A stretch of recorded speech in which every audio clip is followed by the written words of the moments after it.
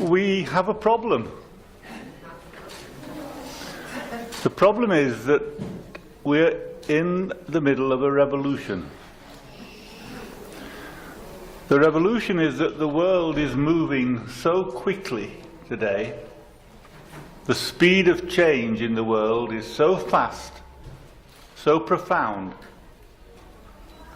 that the governments of the world and our international institutions are finding it very difficult to adapt, to keep up the pace, to change and to stay effective.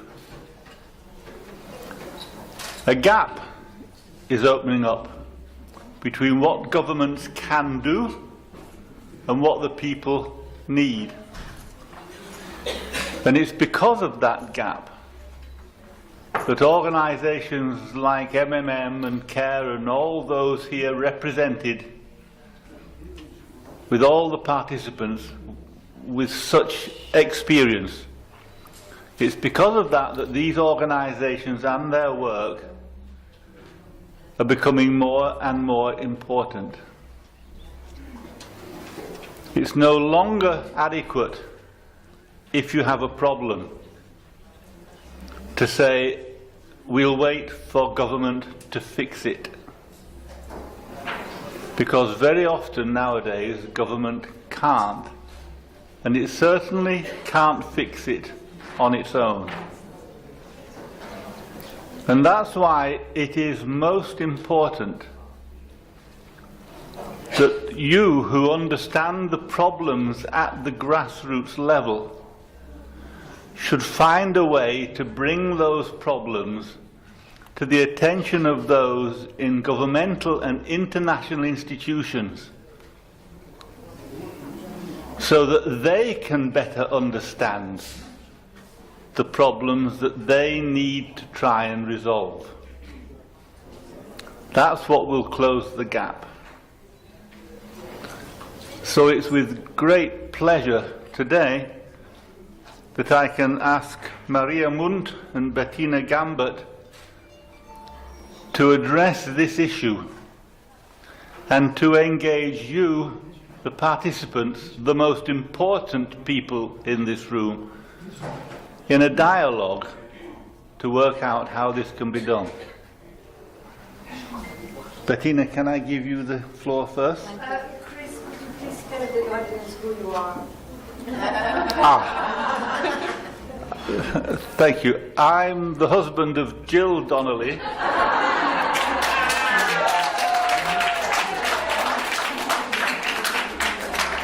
who used to be president of the MMM.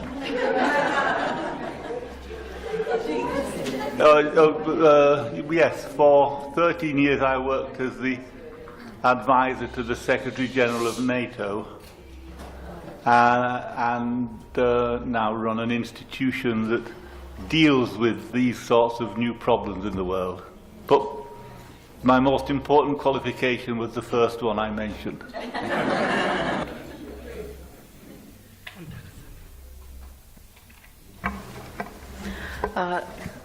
Bonjour tout le monde. Je tenais en premier lieu à remercier tous les organisateurs de cette très intéressante atelier, discussion, événement.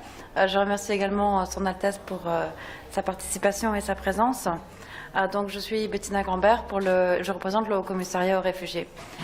Donc, pour cette session, pour ce panel, vu que c'est la fin de la journée, c'est le dernier panel, donc nous allons essayer d'être un peu plus interactifs et beaucoup plus répondre à vos questions que de faire encore une présentation, parce que je pense qu'il y a eu beaucoup de présentations aujourd'hui. Je suis arrivée seulement dans l'après-midi, mais je pense que c'est le moment un peu justement d'échanger et de répondre à toutes les questions. Ce qu'on a pu constater au cours de la journée, c'est qu'il y a eu beaucoup de présentations avec des très bonnes pratiques qui ont été présentées, des témoignages vraiment très très intéressants et très très forts. Et justement maintenant, comme l'a évoqué le facilitateur de cette session, justement comment nous, en tant qu'acteurs internationaux et représentant de faire justement comment faire le lien justement maintenant entre les personnes, les survivantes, les victimes, la société civile, les organisations de la société civile, les associations, les organisations internationales et au niveau régional et politique. Juste pour présenter un peu, nous, ce qu'on fait au niveau du HCR et quelques bonnes pratiques qui peuvent un peu aussi donner quelques idées et des pistes de réflexion. Donc, juste pour rappeler la définition du réfugié, je pense que tout un chacun la connaît, mais on parle déjà de femmes et de mères qui partent déjà à la base quand on les rencontre, qui ont déjà été victimes ou de traumatisme ou de violence. Pourquoi? Parce qu'un réfugié est une personne qui fuit son territoire de manière non volontaire pour des raisons de crise, de guerre ou autre, donc est obligé de quitter son foyer, son lieu d'origine, et qui, pour se déplacer dans un pays tiers, et elle demande l'asile dans un pays tiers. Donc déjà, il y a une perte totale, si elle n'a pas subi de violence sur la route ou de violence dans son pays d'origine, il y a une perte totale du tissu communautaire, de sa maison, de son foyer, de son environnement, là où elle résidait, pour aller dans un endroit complètement nouveau. Et de recréer justement dans cet endroit nouveau un autre environnement. Donc si elle n'a pas perdu un de ses proches, de toute manière, elle doit repartir de zéro. Donc là, on est vraiment au HCR, on a un des grands principes clés, c'est que de toute manière, on doit toujours faire attention à ce que là où la personne arrive, la personne ne puisse pas, puisse au minimum vivre dans les conditions dans lesquelles elle vivait dans son pays d'origine.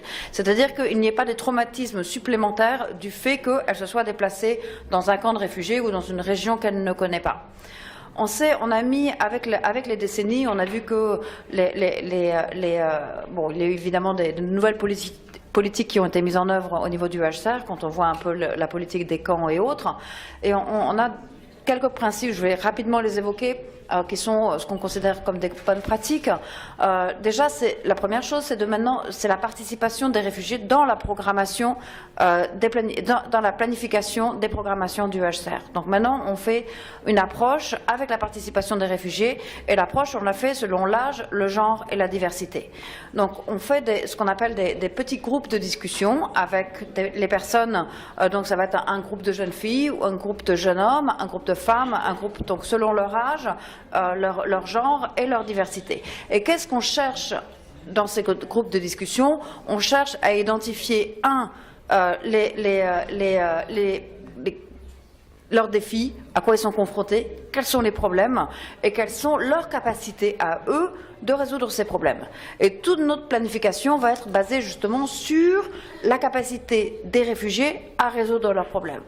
Donc quand on parle par exemple des femmes, et là où vraiment on a vu des exemples magnifiques de femmes justement qui, à partir du moment où elles se retrouvent en groupe, ont elles-mêmes suggéré des problèmes de camp avec les femmes. C'est-à-dire de monter elle-même, par exemple, un comité des femmes, un comité de femmes réfugiées, et comme il a été évoqué tout à l'heure, d'organiser des centres, de gérer justement elle-même, genre les centres d'écoute et de conseil. Donc elles se retrouvent ensemble. Ensuite, ça peut déboucher sur, elles se mettent ensemble pour faire des petites formations, donc de coiffure ou autre. Donc elles apprennent aux plus jeunes, ce qui devient après des centres avec un petit appui qui peut générer des revenus. Et les femmes arrivent justement à se reconstruire et à créer une certaine autosuffisance. Et là, on l'a vu vraiment, et c'est pour ça que les femmes sont vraiment, je dirais, très, très, très fortes, et surtout les femmes réfugiées, parce que justement, ayant vécu un certain traumatisme, c'est vraiment souvent les moteurs du camp pour se recréer, pour créer justement une certaine autosuffisance. Il y a également tous les aspects prévention, sensibilisation et autres de la violence, où on fait participer les jeunes avec justement tout ce qui était sensibilisation et autres. Je pense que je vais m'arrêter là, plus pour laisser la place à ma collègue, et puis s'il y a des questions, parce qu'il y a beaucoup d'exemples, comme vous pouvez l'imaginer. Le HCR, on a des situations qui sont vraiment complètement diverses, parce qu'on travaille avec toute catégorie de réfugiés, quelle que soit leur origine, leur culture, leur langue, leurs coutumes. Donc vraiment, il y a pas quand on parle de solution, de toute manière, il n'y a pas de solution idéale. les solutions. Pour trouver une solution, il faut tous se mettre ensemble.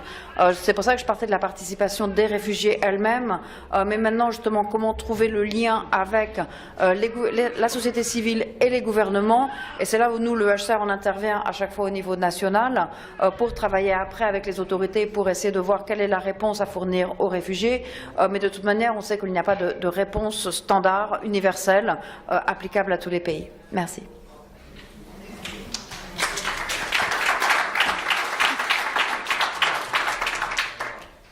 So, just a warning, this presentation is going to be in English. I know that's one of the rare things today, so I will try to speak slowly, and if you need me to slow down the pace, just let me know, raise a hand.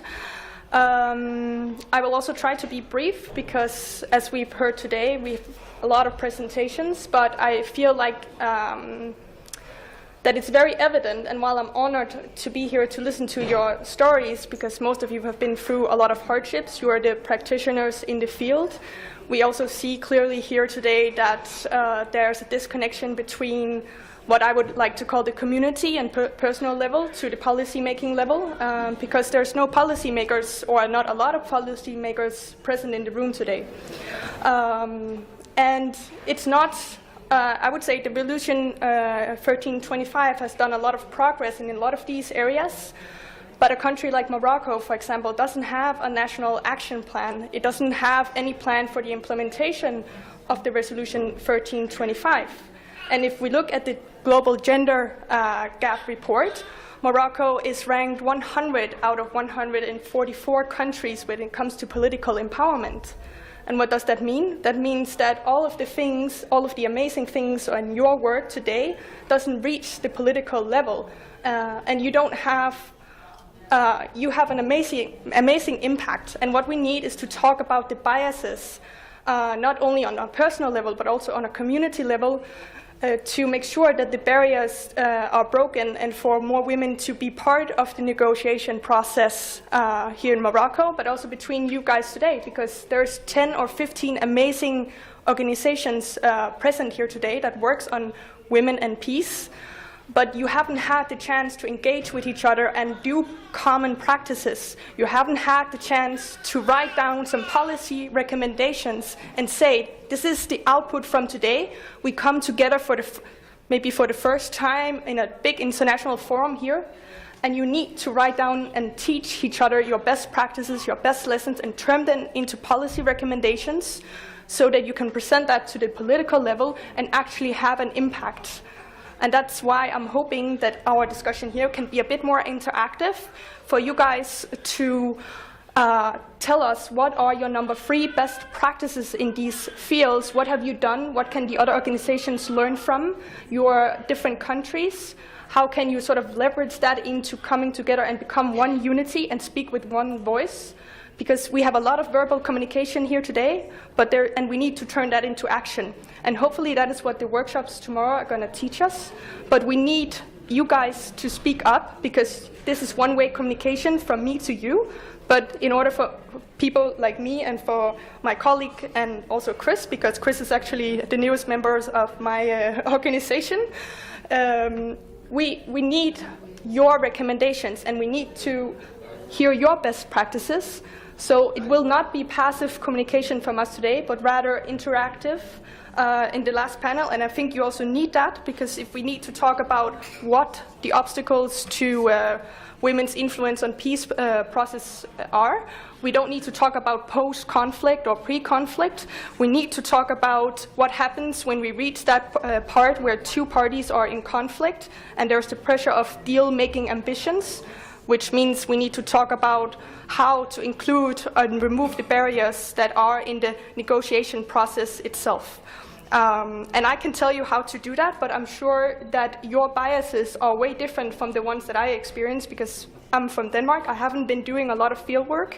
So hopefully today is where we come together and transform your experience into policies and try to have an impact and make Mothers Matter and CARE can take them and present them after the conference and say, okay, these are 10 organizations coming together, 10 different maybe countries, saying, okay, we came together, these are the obstacles, these are the the lessons learned, and we speak with one single voice, and we demand to be part of the next generation of leaders, because this is what you are. You have an amazing, I think it was the lady from the previous panel from Mali who said it, you are the critical mass. You have that, you have the opportunity today to have that effect because you can speak with one single voice. So you are the influencers, you are the mothers, you are the first line of defense, and I think someone said you also, peace starts at home, so does defense, so does legitimacy, and that is the problem we have today. We don't have enough as a political institution's legitimacy because there's no connection between people from the operational level and the political level.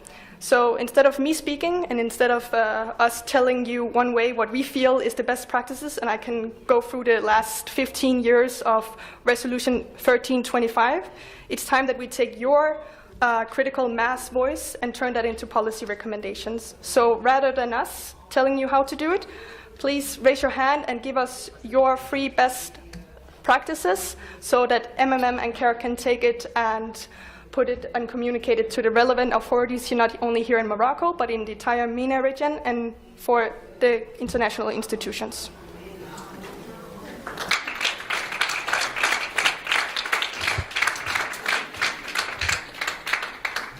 This is a bit of brainstorming, so I might be totally wrong, but I'll say it all the same.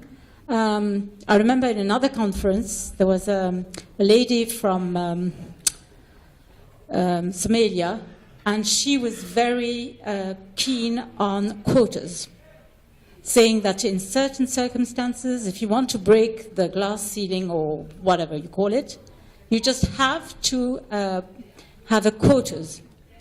So, you know, I know there's a big debate depending on the region in the world you come from, but that might be one recommendation is having quotas for women to be more present at peace negotiation tables and observation too. My name is Philip Bishwas. I am from Bangladesh. Not I am, we are from Bangladesh, two people. I am working with Rural Reconstruction Foundation, one NGO, and mid-level NGO. The biggest number of refugees now in Bangladesh, nearly 1 million people from Rohingya people from Burma. Recently, Myanmar, they have fled away. They have been driven from Burma. And Bangladesh, we have now 160 million people in a very small country. So we don't have the ability to feed 1 million extra people in our country. It is a political issue, and that has to be met by political means, not only based on the charity, only feeding the people. So what we see actually, some of the countries, they are playing different roles because they have their interest in Burma, because Burma is full of resources. Say, for example, China, India, America too. So I believe that it has to be solved by political means, not other means. Merci. Suzanne Moncassa, plateforme des femmes de la diaspora congolaise de Belgique, Congo-Kinshasa, qui est un pays avec beaucoup de difficultés actuellement. Ce que nous souhaitons avoir, c'est que parmi les casques bleus de l'ONU qui viennent au Congo pour le maintien de la paix ou pour la pacification, qu'il y ait aussi un certain pourcentage des femmes, parce qu'il n'y a pas de femmes parmi les casques bleus qui viennent. Je sais bien que c'est un problème parce que les Nations Unies doivent discuter avec les pays qui donnent des troupes. Je sais bien. Mais ce que nous voulons vous demander, c'est que vous puissiez, même si c'est difficile, que vous puissiez discuter de façon à ce qu'au niveau des Nations Unies et les pays qui livrent donc les casques bleus, qu'il y ait aussi un effectif des femmes. Parce qu'alors ces femmes sont là-bas sur place et elles peuvent voir les choses parfois différemment des hommes. Merci. Pour rester au Congo, mais tout à fait à l'est, Sur le nord Kivu, Goma, qui a connu évidemment la guerre civile que tout le monde sait et la présence massive des casques bleus, ils avaient, à travers le CICR, mené une très belle action qui s'appelait l'école de la paix. Et cette école de la paix nous avait été confiée en sous-traitance. Pourquoi? Parce que nous nous occupons des maires.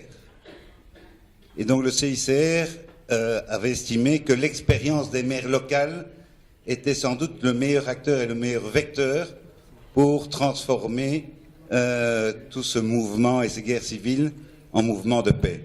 La question que je me pose, puisque nous avons la chance de vous avoir aujourd'hui, c'est pourquoi, alors qu'une paix extrêmement fragile et toute relative est revenue depuis 2 ans, cette école de la paix était fermée. Et donc je pense qu'une des recommandations que j'aimerais formuler à l'égard des grandes institutions internationales, c'est de s'inscrire dans le temps. La paix prend du temps. Il faut rester optimiste, les choses se font lentement, mais si on brise trop rapidement de belles initiatives, ça risque de partir comme des feux de paille. J'en veux pour preuve les immenses camps de réfugiés qui ont envahi la plaine de Goma pendant des années, comme vous le savez. Ils ont tous été fermés, avec pour circonstance notamment que nous avons aujourd'hui à Goma 600 000 migrants. 600 000 migrants dans une ville qui n'était pas prête à les accueillir, où il n'y a pas d'eau, pas d'électricité, pas de route. Et donc je pense que c'est un manque de vision à long terme. Je pense qu'il faut résoudre dans l'urgence à des situations de crise dans le court terme, mais je pense qu'il y a une grande recommandation au niveau des institutions internationales, c'est de s'inscrire dans le long terme avec une vraie politique. Merci. Merci pour vos questions. De toute manière, je vais répondre peut-être pas dans l'ordre, parce mais de manière un peu plus globale. Pour les actions, pour tout ce qui est l'engagement des gouvernements, et on l'a vu par le témoignage des personnes du Bangladesh, on a vraiment, et surtout dans les mouvements de population, dans les mouvements de réfugiés, effectivement, il y a des pays qui sont extrêmement touchés par ces mouvements. Et malheureusement, ce sont souvent des pays qui n'ont pas la capacité d'accueillir toutes ces populations. On l'a vu justement avec le Bangladesh, on le voit avec la crise syrienne au Liban, où les pays sont complètement... les populations de réfugiés dépassent en nombre les populations locales. Et on l'a vu également au Congo, où justement il y a eu des centaines de mille de réfugiés qui sont venus.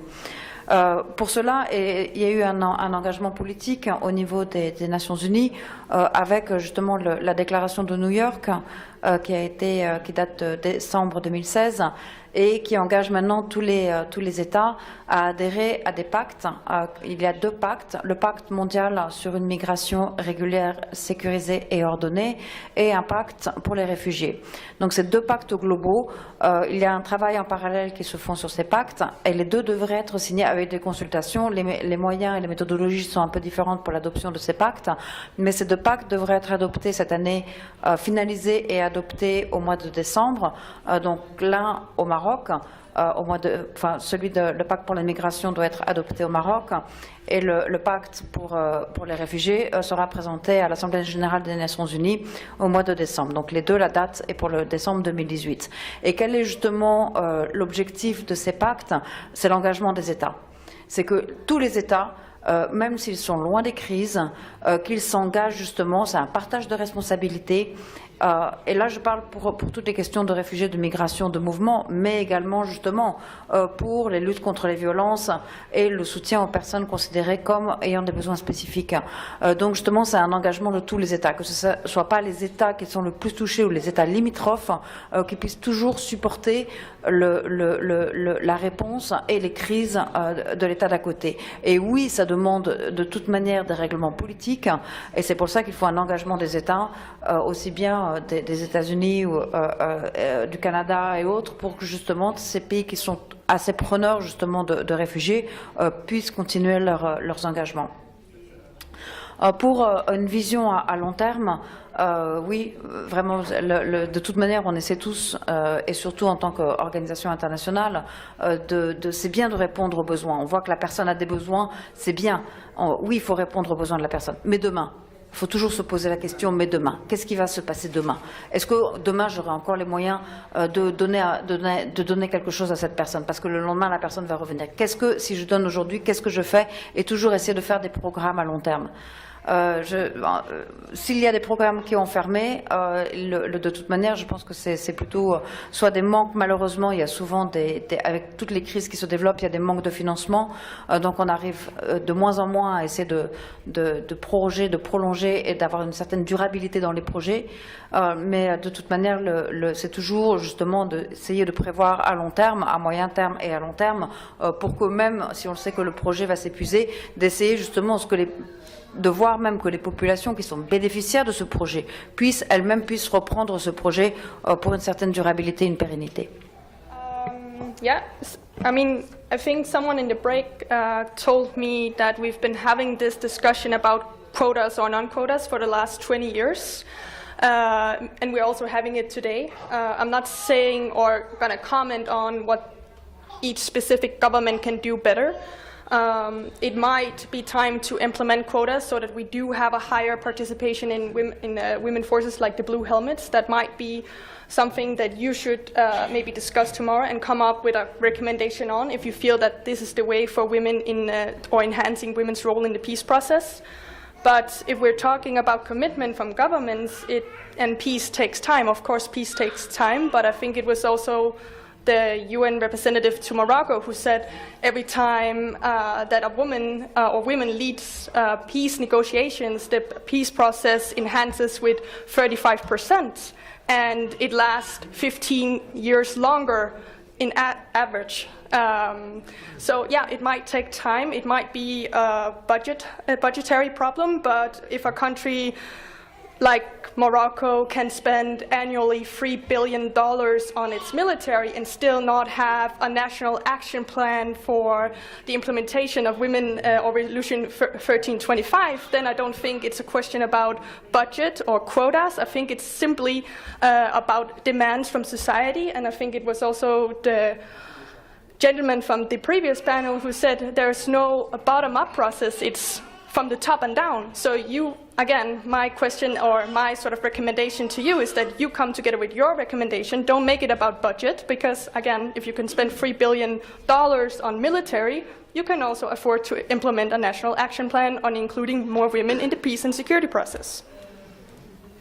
Thank you.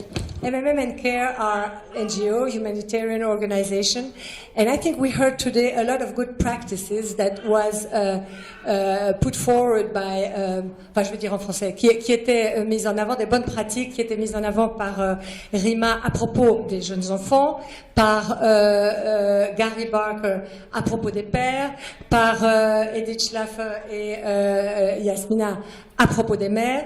Et je pense que notre rôle en tant qu'ONG, c'est de répertorier ces bonnes pratiques, parce que souvent la volonté politique, elle vient avec deux choses, enfin, elle dépend de deux choses, les budgets et les idées. Comment est-ce qu'on fait pour améliorer ça? Et donc, si nous, à l'issue de cette conférence, nous entendons tout ce qui a été proposé par les personnes qui nous ont parlé, et que nous faisons simplement des recommandations, telle initiative a marché dans tel pays, et vous avez tout ça, vous avez fait des études, il y a des études qui ont été faites, et nous disons, voilà, nous sommes X ONG à dire que c'est important de travailler avec les petits-enfants, voilà comment faire, c'est important de travailler avec les pères, voilà comment faire, c'est important de travailler avec les mères, voilà comment faire. Maintenant, il faut des budgets, mais voilà les idées. Voilà comment ça a marché dans ces différents endroits. Je pense que pour les décideurs, c'est beaucoup plus facile. Et je pense que notre rôle est là, en disant, en venant avec des idées. Et c'est comme ça que peut-être on débloquera les budgets. Et donc, je vous remercie pour ce panel. Et effectivement, mettons-nous ensemble à l'issue de cette conférence pour proposer des idées. Voilà. Je voudrais aussi ajouter une chose. Il y a beaucoup d'ONG dans le monde, peut-être trop, et surtout, elles ne travaillent pas beaucoup ensemble. Il y a même des pays où elles sont en compétition, ce qui est pas acceptable. On a parlé tout à l'heure du Bangladesh, où il y a beaucoup d'ONG, et je sais, parce que je travaille aussi avec une ONG locale là-bas, qu'il y a cette compétition qui existe. Alors je crois qu'il est temps aussi que les ONG se posent des questions Il y a eu des grands scandales récemment, ce n'est pas de ça que je veux parler, parce qu'il y a des ONG très très valables aussi. Il faut aussi se rappeler qu'on n'a pas, nous, en Occident, à donner de leçons à ce qui se passe dans les pays en développement. Je crois qu'on doit beaucoup plus les écouter. Je crois qu'on doit prendre aussi en compte la société civile, qui n'est pas nécessairement les ONG, mais qui sont les gens aussi sur le terrain, vraiment. Et pour répéter ce que vous avez dit, ça doit partir du bas vers le haut, et certainement pas du haut vers le bas, et le moins possible du nord vers le sud, mais qu'il y ait beaucoup plus de conversation. Vous nous avez demandé quelles sont nos recommandations. Et avant d'émettre des recommandations, quelles que soient les recommandations, je voulais vraiment appuyer ce que vous avez dit, parce que je suis arrivée au Maroc, enfin dans le cadre professionnel, hein, je ne parle pas de Maroc vacances comme je venais avant, il y a 3 ans et demi, dans le cadre donc, du développement. Et c'est ce qui m'a vraiment frappé en arrivant au Maroc, ayant des références ailleurs dans le cadre du développement dans d'autres pays, c'est l'absence de coordination au sein de la société civile. Ça m'a énormément frappé. Donc pas de coordination, on se rencontre dans des forums, dans des conférences, mais se rencontrer n'est pas se coordonner, n'est pas travailler en synergie. Ça donne un certain objectif, une certaine recherche, mais il faut autre chose.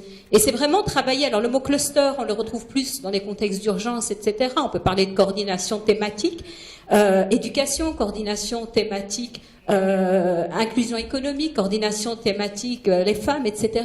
Mais il est vraiment essentiel aujourd'hui qu'on puisse se coordonner, qu'on puisse mieux travailler ensemble en synergie, parce que pour pouvoir atteindre, comme vous avez cité tout à l'heure, le gouvernement ou les cibles que l'on veut atteindre, il faut d'abord se mettre à leur place. S'ils veulent nous écouter, s'ils veulent qu'on soit un allié et qu'on puisse être constructif pour eux et leur faciliter la tâche, il faut que nous joignions nos efforts, que nous priorisons ensemble quels sont les axes que l'on veut adresser, quelles sont les recommandations que l'on veut adresser ensemble pour qu'ils puissent effectivement faire ce travail avec nous. Je pense qu'il faut vraiment se mettre à leur place pour qu'on puisse vraiment être un acteur collaborateur du gouvernement. Merci. Pour rebondir un peu sur toutes vos interventions récentes, je voudrais aussi recommander que les ONG aillent jusqu'au bout, à savoir développer par exemple un kit, un toolkit, une mallette, afin qu'on puisse partager quelque chose de concret. Parce que si on veut construire des synergies, il faut vraiment aussi faire attention de ne pas faire les choses à moitié, d'aller jusqu'au bout, d'avoir les budgets qui permettent aussi d'aller jusqu'au bout. Donc là, il faut un certain plaidoyer. Et ensuite, de faire ce partage de ces mallettes. Aujourd'hui, il existe le terme en anglais open shared source. Je ne sais même pas comment ça se dit dans le monde francophone. J'ai l'impression qu'il y a certains outils, même qui sont développés parfois avec les impôts des citoyens au niveau des Nations Unies et autres, parce qu'ils sont en partenariat avec peut-être un partenaire de la société civile un peu capricieux, voire une organisation pour profit, et on ne voit jamais le jour de cette mallette. Elle n'apparaît pas sur le site web, on ne peut pas se nourrir, et du coup, qu'est-ce qu'on fait? On réinvente la roue de nouveau, à nouveau, et on n'est pas efficace non plus avec les budgets qui nous sont octroyés. Donc ça, c'est vraiment quelque chose de concret, et j'espère beaucoup que demain, parmi les ateliers que nous aurons à écouter, que vous aurez quelque chose de très concret à nous offrir, une mallette que vous allez pouvoir partager avec nous, afin que nous utilisions vos méthodologies, et que ça ne reste pas l'affaire de 100 personnes dans leur petit monde. Merci. Je voudrais peut-être appuyer les 3 dernières interventions sur base d'une pratique que nous connaissons et que nous avons connue depuis maintenant 20 ans, toujours dans la région de Goma, je suis désolé, mais c'est là que nous sommes actifs. Il y avait jusqu'à peu à Goma des centaines d'ONG, avec des milliers de membres du personnel de l'ONG qui n'ont pendant 15 ans, quand je dis rien fait, c'est rien fait.